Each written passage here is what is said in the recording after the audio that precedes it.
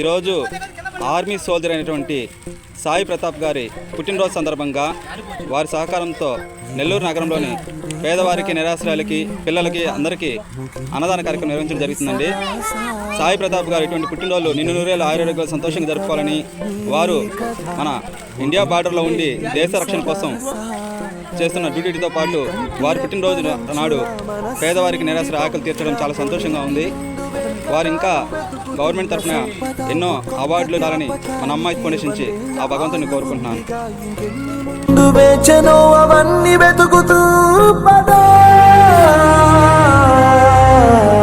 మనుష్యులందు నీ కథ మహర్షిలాగా సాగదా, మనుష్యులందు నీ కథ మహర్షిలాగా సాగదా.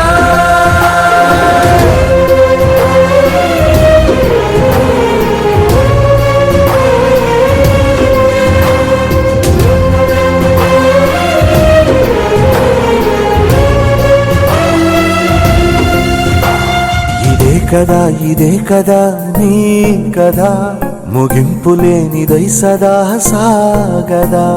ఇదే కదా నీ కదా, ముగింపు లేనిదై సదా సాగదా. నిస్వార్థమెంత గొప్పదో ఈ పదము రుజువు కట్టదా, సిరాలు లక్ష వంపదా, చిరాక్షరాలు రాయదా. నిశీధి ఎంత చిన్నదో నీ కంటి చూపు చెప్పదా, నీలోని వెలుగు పంచగా విశాల నింగి చాలదా. మనుష్యులందు నీ కథ మహర్షిలాగా సాగదా, మనుష్యులందు నీ కథ మహర్షిలాగా సాగదా.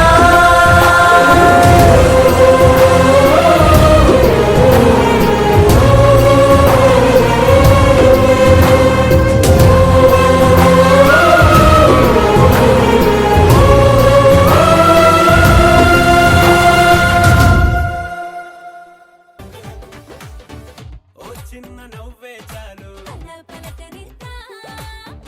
ఓ చిన్న మాటే చాలు, అడిగి తెలుసుకుందా, ఎవరైనా మనవారేగా, వలస కలుపుకుందా.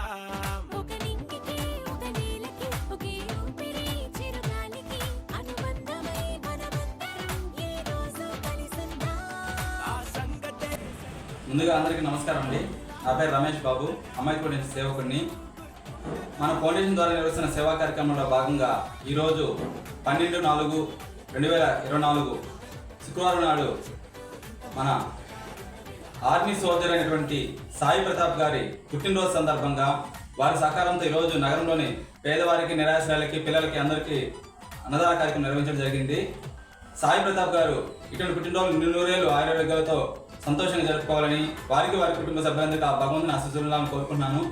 వారు ఆర్మీ సోల్జర్గా మన దేశ భద్రత కోసం మన ఇండియా బార్డర్లో ఉండి వారు విధులు నిర్వహిస్తున్నారు.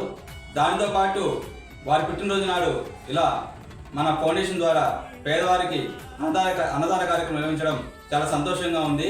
వారికి ముందుగా ప్రత్యేక ధన్యవాదాలు తెలియజేసుకుంటున్నాను. ప్రతి ఒక్కరూ ఇలాగే మంచి మనసుతో ముందుకు వస్తే మన అమ్మాయి ఫౌండేషన్ నుంచి ఇటువంటి సేవా కార్యక్రమం నిర్వహించడానికి మనం ఎప్పుడూ అందుబాటులో ఉంటామని తెలియజేసుకుంటున్నాను.